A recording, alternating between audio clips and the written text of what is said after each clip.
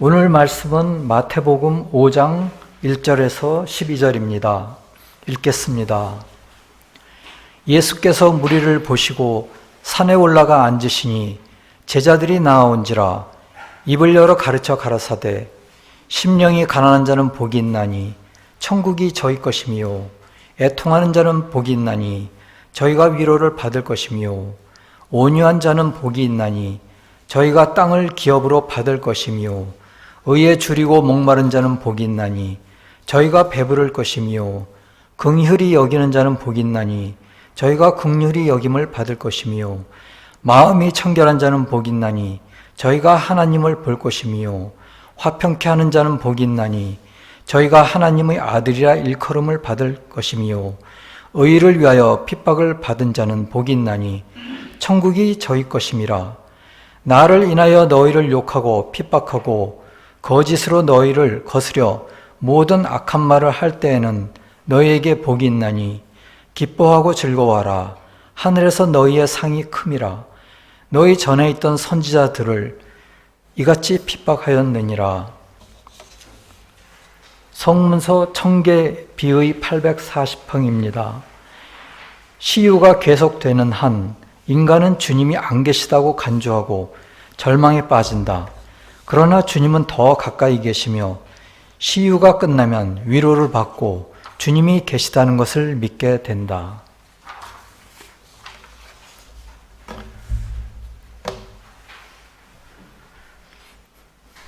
오늘은 주님이 팔복을 설교하신 부분을 같이 나누고자 합니다.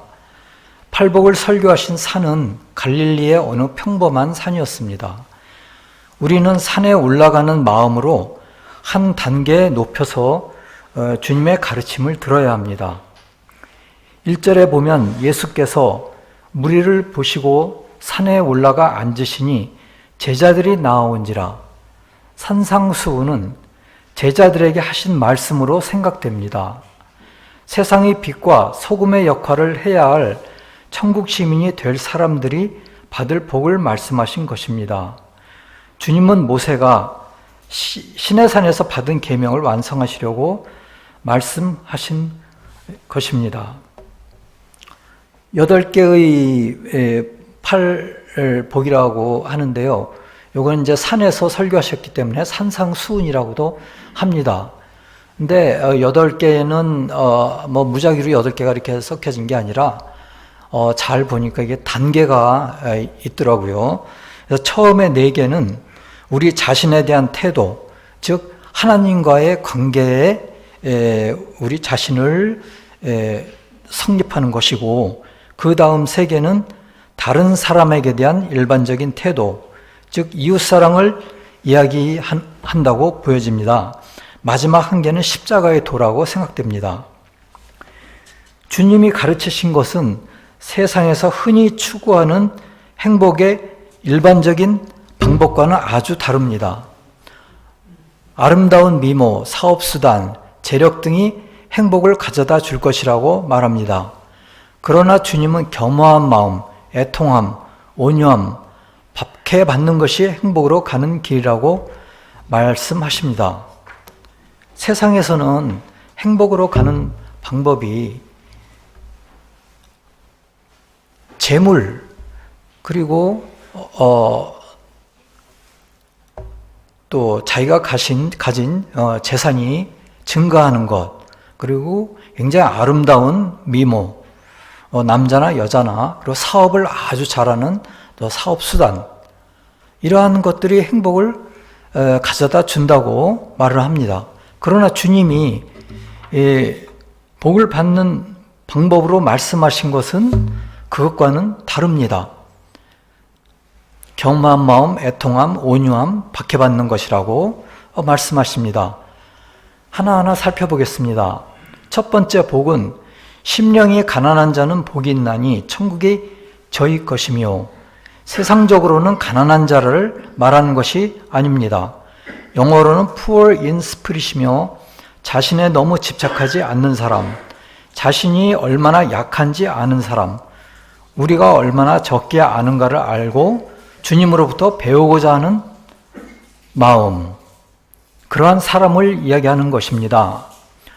자연적으로 글자의 뜻으로만 언뜻 보면은 심령이 가난한 자가 무슨 말인가? 그럼 심령이를 빼면 가난한 자는 복이 있나니, 그러면 다 팔고 가난하게 되어야지 천국으로 갈 수 있겠구나 라고 문자적으로 생각할 수 있는데요. 이것은 영적으로는 전혀 아닙니다. Poor in spirit, 주님 앞에서 마음이 겸손한 사람, 자기 자신이 얼마나 약한가, 얼마나 내가 아는 것이 없는가, 진리가 텅 빈 사람인가를 알고 말씀을 열심히 접하고 또 주님으로부터 배우려고 하고, 주님께 모르는 것이 생기면 주님께 가르쳐달라고, 영감을 내려달라고 구하는 그러한 겸손한 사람을 이야기하고, 그러한 사람이 천국이 저희 것으로 될 것이라고 말씀하십니다.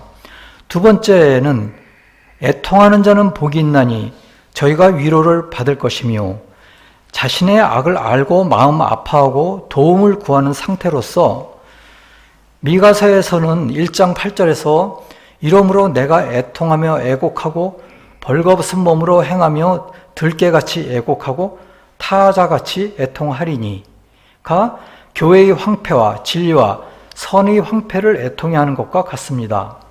그리고 언젠가는 주님께서 구원하실 것임을 알게 되어 위로를 받는 것입니다. 즉, 애통하는 것은, 여기서 애통하는 것은 글자의 뜻으로만 보면은 세상적으로 아주 안 좋은 일이 생겨서 내가 애통하고 이러한 문자적으로만 받아들일 수도 있습니다. 하지만 여기에 애통하는 것은 자신의 악을 보고서 그 악에 대해서 애통해 하는 것입니다. 그리고 주님께 도움을 구하는 것입니다. 에가서에서도 말하는 것이 교회의 황폐와 진리와 선의 황폐를 애통해 한다고 했습니다. 그러면 각자가 가진 마음에는 일종의 교회가 형성되어 있습니다.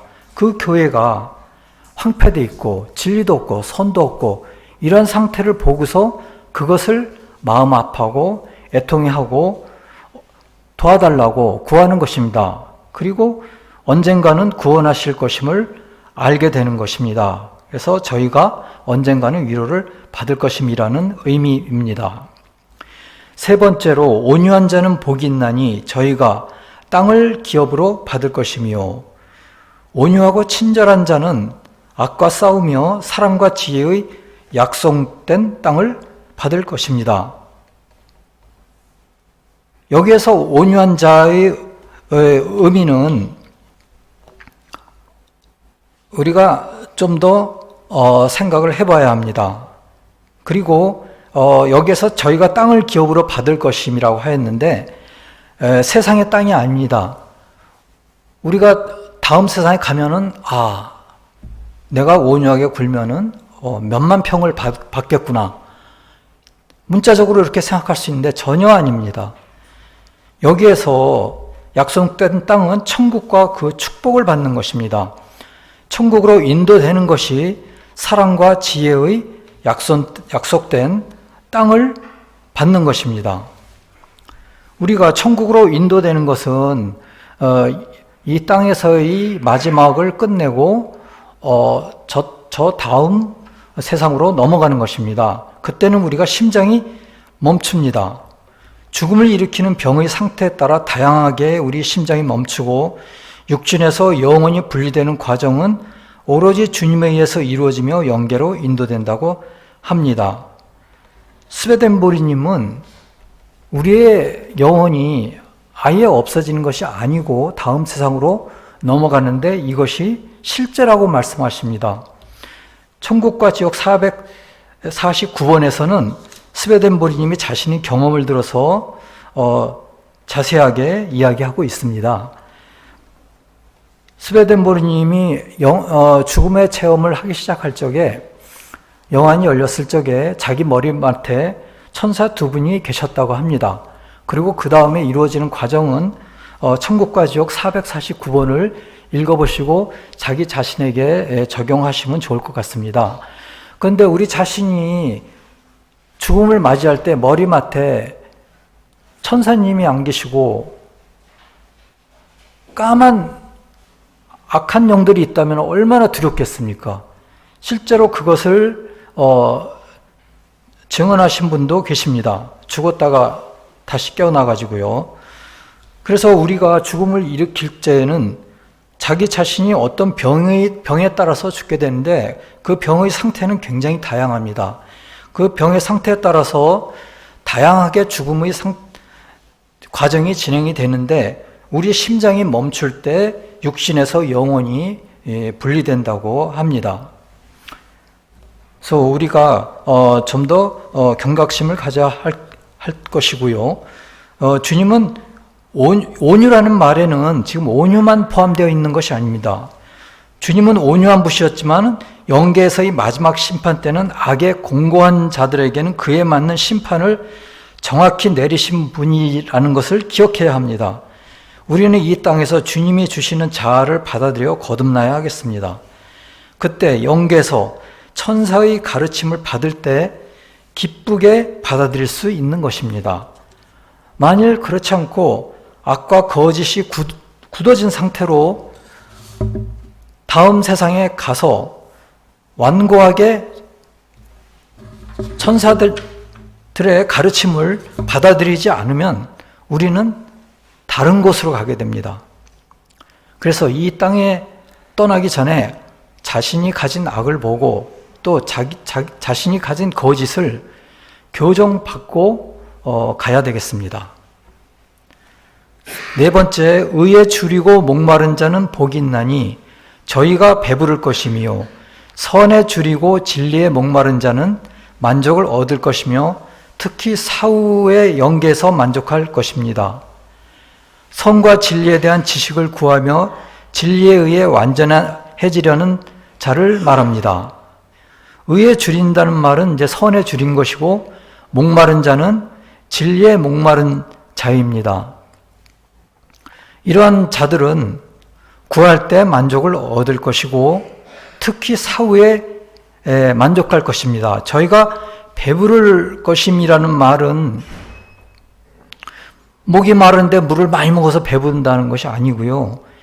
진리에 대한 지식과 또 그에 대한 영적인 것을 취하여서 영적으로 만족한다는 뜻입니다. 그러니까 배부를 것이며란 말은 영적으로 만족하게 될 것이라는 것입니다. 그래서 자기 자신이 이렇게 부족한 것을 알고 항상 구해야 하는 겸손한 마음을, 그러한 심령을 가져야 하겠습니다. 다섯 번째는 긍휼히 여기는 자는 복이 있나니 저희가 긍휼히 여김을 받을 것이며, 긍휼히 여기는 자는 자비로운 자라고 할 수가 있는데요. 자비로운 자에게는 주의 자비하심을 나타내시며 완전한 자에게는 주의 완전하심을 보이십니다. 하나님의 사랑은 하나님의 지혜를 수단으로 이루어지며 이것이 자비로 나타납니다. 청계의 6849항에 의하면 신성 자체는 순수한 사랑이며 자연계의 태양의 불보다도 더 불타오릅니다. 만일 신성의 순수한 상태가 천사와 영인과 인간에게 흐르면 우리는 완전히 멸망하기 때문에 어떤 얇고 적당한 구름의 막으로 열을 완화시킨다고 합니다. 그러니까 긍휼히 여기는 자는 즉 이웃 사랑의 긍휼을 가지는 자는, 자비를 가지는 자는 주님으로부터 사랑의 열기를 받게 된다는 것입니다. 적당한 구름의 막으로 완화된 주님의 사랑을 받게 된다는 것입니다.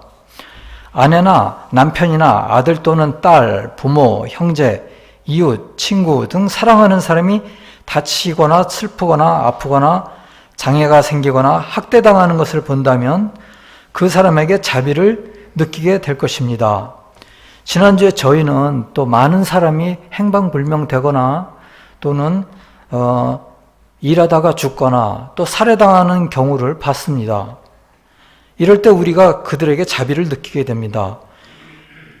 그리고 우리가 이웃에 대한 사랑을 가지게 될 때 주님의 임재를 느끼게 될 것입니다.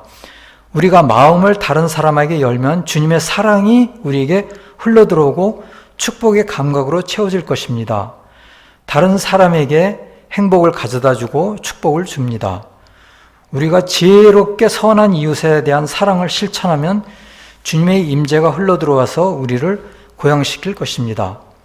사랑 자체이신 주님의 사랑이 우리 영혼에 흘러들어와 우리를 고양시킬 것입니다. 긍휼히 여기는 자에게는 복이 있나니 저희가 긍휼히 여김을 받을 것이며 라는 말에는 자비를 가지라는 것이며, 이 자비를 가짐으로 말미암아 우리가 우리의 영혼이 더욱 고양된다는 놀라운 뜻이 있는 것입니다. 영계에 태양의 불보다도 더 불타오르는 불로서 계시는 주님으로부터 사랑의 우리 영혼에 흘러들어와서 우리가 영적으로 더 높아지는 것입니다. 여섯 번째 복은 마음이 청결한 자는 복이 있나니 저희가 하나님을 볼 것이며, 순수한 마음을 가지고 진리를 사랑하고 그에 따라 생활하려는 사람은 더 쉽게 진리를 받아들이고 이해합니다. 말씀의 교리 57항에서 말하기를 하나님을 본다음은 신앙 안에서 주님을 믿는다는 말이고, 말씀을 읽을 때 깨우침을 받고 말씀이 투명해진다는 것입니다. 우리가 창세 이래로 하나님을 본 사람이 있습니까? 없습니다. 우리가 하나님을 보려고 하면은 순수한 상태로 하나님을 보게 되면 천사나 영인이나 인간은 완전히 멸망한다고 하였습니다. 우리는 여기서 하나님을 볼 것이라는 말은 하나님을 본다는 이야기가 아니고 신앙 안에서 주님을 믿는다는 말이고, 말씀을 읽을 때 깨우침을 받고 말씀이 투명해진다는 것입니다.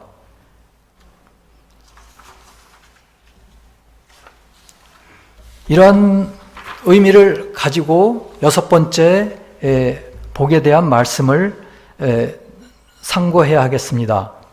일곱 번째로는 화평케 하는 자는 복이 있나니 저희가 하나님의 아들이라 일컬음을 받을 것이며, 화평케 하는 자는 인생의 외적인 씀씀이, 즉 이 세상사와 주님과의 관계에서 사랑과 지혜의 힘을 결합하여 관계를 회복시켜주는 사람입니다.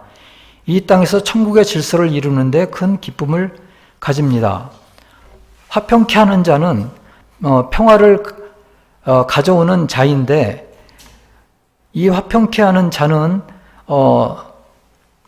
사랑과 지혜의 힘을 결합할 때 이러한 역할을 하고 또 이러한 힘을 받을 수가 있는 것입니다. 목회자뿐만 아니라 여러 분야에서 화평케 하는 자들이 있을 수 있겠습니다. 앞에서 이야기했듯이 처음에 4개는 우리 자신에 대한 태도이며, 3개는 이웃에 대한 일반적인 태도, 이웃사랑을 이야기합니다. 즉 심령이 가난하게 하고 애통하고 온유하게 하고 의에 주리고 목마른 것은 자기 자신과 하나님과의 관계를 에서 올바른 태도를 가지고 자기 자신을 세우는 것이고, 즉 회개와 거듭남으로 완전함으로 나간 것이고, 마음이 여섯 번째, 그리고 긍휼히 여기고 마음을 청결하게 가지고 화평케 하는 것은 이웃사랑으로 나아가는 것입니다. 그러고 나서 여덟 번째는 십자가의 도를 이야기하는 것 같습니다. 의를 위하여 핍박을 받는 자는 복이 있나니 천국이 저희 것임이라. 세상과 악이 선을 미워하여 핍박하지만 주님이 함께하셔 영적인 피해로부터 구원받습니다. 주님이 어느 때보다도 시위의 상태에서 실제로 더 가깝게 함께하십니다. 그러므로 축복을 받는 것입니다. 주님으로부터 더 특별한 어떤 것을 받습니다. 11절에서 나를 인하여 너희를 욕하고 핍박하고 거짓으로 너희를 거스려 모든 악한 말을 할 때 너희에게 복이 있나니 거짓으로 핍박을 받을 때 정말 괴롭습니다. 지옥이 우리를 공격할 때 주님이 우리와 함께 하시어 우리는 축복을 받습니다. 그때 주님은 우리와 더 가까이 계십니다. 천국의 비밀 840방 이야기를 다시 한번 말씀드리면은 시험이 계속되는 한 인간은 주님이 안 계시다고 간주하고 절망에 빠집니다. 그러나 주님은 더 가까이 계시며 시험이 끝나면 위로를 받고 주님이 계시다는 것을 믿게 됩니다. 이것은 우리에게도 우리가 여태까지 생을 살아가면서 많은 고난과 시험이 있었습니다. 그리고 수많은 역경이 있었습니다. 그때 우리는 저 자신도 마찬가지로 절망에 빠졌습니다. 그러나 그때 주님이 더 가까이 계시대요. 그리고 그 다음에 위로를 받고 주님이 계시다는 것을 믿게 된다고 합니다. 더더군다나 이것의 가장 큰 예는 어떤 얘기겠습니까? 주님께서 십자가에 달리셨을 때입니다. 어찌하여 나를 버리시나이까 하셨습니다. 그렇게 절망적으로 빠지셨습니다. 그러나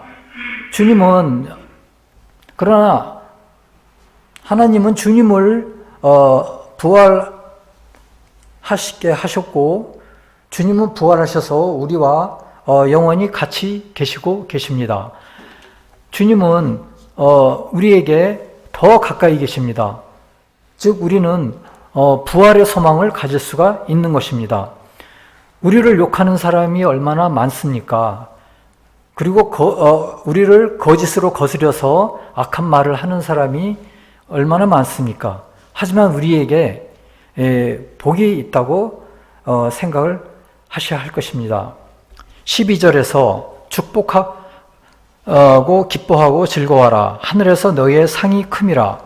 너희 전에 있던 선지자들에게도 선지자들을 이같이 핍박하였느니라. 여기에서 상은 리워드, 보상인데요. 그러면 우리가 그것을 자연적으로 생각하면 이 다음 세상에 가면은 주님이 우리한테 커다란 상을 주겠구나. 또 다음 세상에서 높은 자리를 주시겠구나. 그리고 엄청난 땅과 아파트를 주시겠구나. 이것이 아닙니다. 내적인 의미로 생각을 하셔야 합니다. 내적인 의미로는 이웃사랑으로부터의 애정의 즐거움, 성과 진리에 대한 애정으로부터의 형성되는 천국을 말합니다. 되돌려 받는 보상을 바라지 않고 이웃 자체를 사랑하고 무엇보다도 하나님을 사랑하고 일에다가 애정을 두어 형성되는 즐거움, 그것이 보상인 것이라고 천국의 신비 8002항에서는 말하고 있습니다.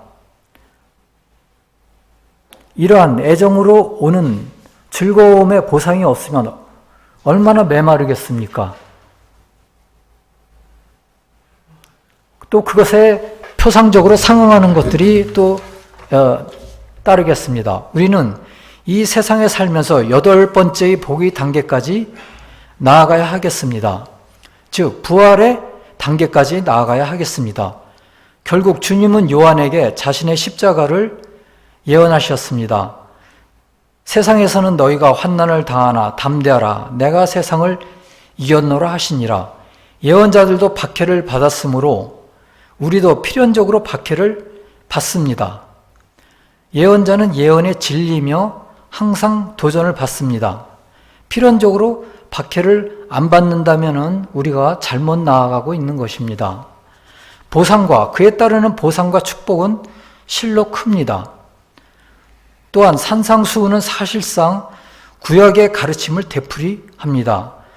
구약을 보겠습니다. 사무엘하 22장에서 26절부터 보면 자비한 자에게는 주의 자비하심을 나타내시며 완전한 자에게는 주의 완전하심을 보이시며 깨끗한 자에게는 주의 깨끗하심을 보이시며 사특한 자에게는 주의 거스리심을 보이시리이다. 주께서 공고한 백성은 구원하시고 교만한 자를 살피시며 낮추시리이다. 주께서 다음과 같이 말씀하셨습니다. 똑같은 마태복음 5장에서 내가 율법이나 선지자나 폐하러 온 줄로 생각하지 말라. 폐하러 온 것이 아니고 완전케 하려 함이로라. 주님은 모세의 10계명을 팔복을 통해 완성하시려고 오셨습니다. 또 네 이웃을 사랑하고 네 원수를 미워하라 하였다는 것을 너희가 들었으나 나는 너에게 이르노니 너희 원수를 사랑하며 너희를 핍박하는 자를 위하여 기도하라. 이렇게 한즉 하늘에 계신 너희 아버지의 아들이 되리니. 주님은 외적인 삶에서 이웃을 사랑하고 계명을 따르는 것으로 충분하지 않고 우리의 의지와 의도에서 이웃을 사랑하고 계명을 따라야 한다고 말씀하십니다. 우리의 의지와 의도와 인식에서 신성의 에너지가 항상 흐르도록 기도와 말씀과 찬양과 이웃사랑에 부지런해야 하겠습니다. 즉 성령 충만해야 하겠습니다. 시편 40절에서 말씀하시기를 나는 가난하고 궁핍하오나 주께서 나를 생각하시오니 주는 나의 도움이시오 나를 건지시는 이시라. 나의 하나님이여 지체하지 마소서. 아멘. 기도하겠습니다. 주여, 오늘 주님께서 말씀하신 팔복에 대해 나누었습니다. 세상적인 기준이 아닌 영적인 기준으로 제자를 가르치셨습니다. 저희로 그 뜻을 잘 알아서 따르게 하옵소서. 팔복의 마지막 단계인 세상의 핍박에서 주님을 만나게 하옵소서. 저희들의 마음이 주님과 이웃을 떠나 세상을 향한 때가 많습니다. 그때마다 마음을 다시 주님께로 돌려주시옵소서. 주님을 위한 일을 할 때 기쁨과 보람을 느끼게 하시고 힘을 주시옵소서. 나라와 권세와 영광이 아버지께 영원히 있사옵나이다. 아멘.